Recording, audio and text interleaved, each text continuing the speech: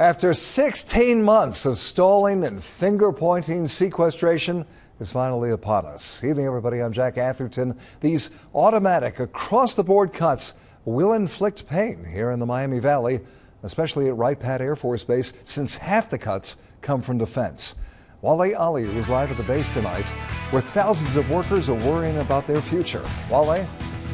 Jack, 13,000 civilian employees, that's how many are having to prepare tonight for the possibility of furloughs cutting 20% of their income. They blame Congress for kicking the can down the street and letting this deal go to the last minute.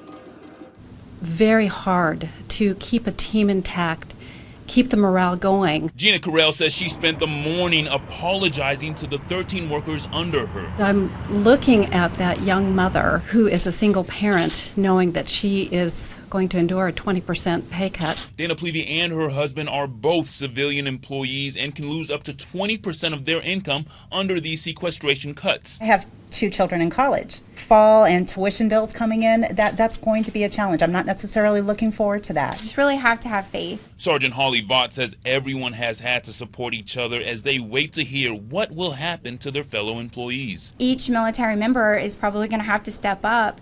That's what we're trained to do, is to adapt and overcome any type of situation and to be there for each other. And if the furloughs do happen, the effects are far-reaching even outside Wright Pat Air Force Base. We're talking the entire community of Fairborn. It could slow our business down tremendously.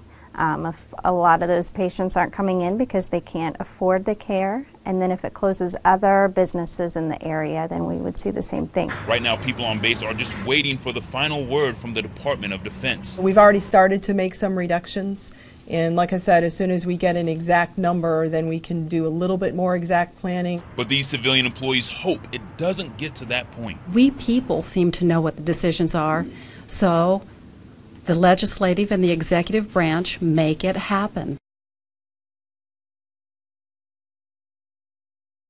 Space officials will notify each furloughed employee in mid-March.